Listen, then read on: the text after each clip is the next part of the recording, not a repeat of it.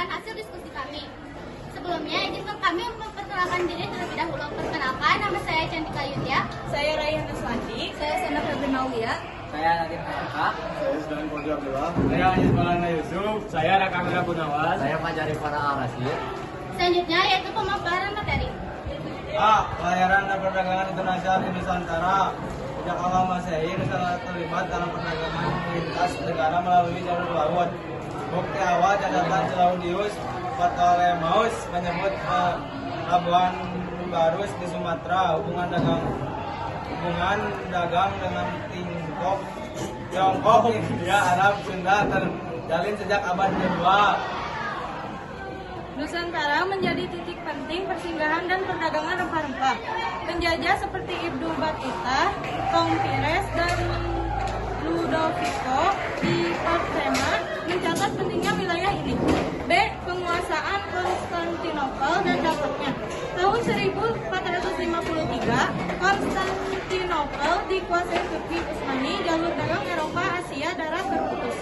Eropa terpaksa mencari jalur laut untuk mendapatkan rempah. Pelayaran bangsa Eropa dimulai, seperti oleh Vasco da Gama dan Alfonso de Albuquerque. Namun pelaut lokal Nusantara sudah mahir sebelumnya dan punya teknologi navigasi sendiri. C. Jatuhnya Malaka ke Portugis. Malaka didirikan para Beswara, jadi pusat dagang strategis.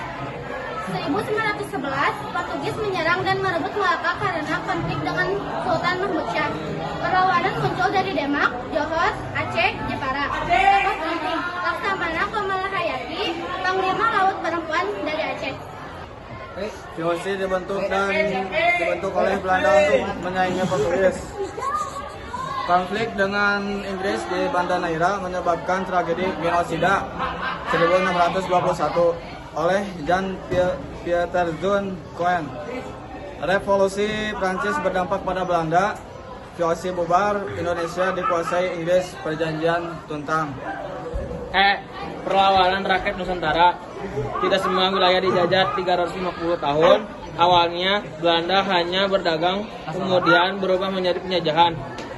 Perlawanan terjadi di banyak daerah, dipimpin oleh tokoh lokal dan bersifat kedaerahan.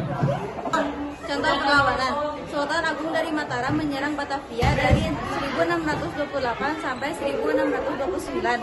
Sultan Agung Tirtayasa dari Banten melawan FOC.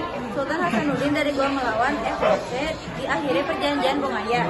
Politik adu domba, Divide and Impera jadi strategi utama penjajah. Nusantara sejak awal telah menjadi pusat penting perdagangan internasional, terutama karena rempah-rempahnya. Jatuhnya Konstantinopel mendorong bangsa Eropa mencari jalur laut dan mulai datang ke Nusantara. Kejatuhan Malaka ke Portugis menandai awal kolonialisme. Konflik antar bangsa Eropa memperburuk keadaan dan memicu perlawanan rakyat Nusantara. Meski awalnya bersifat lokal, perlawanan terus terjadi meski sering terpecah belah oleh strategi adu domba penjajah. Sekian dari kelompok kami.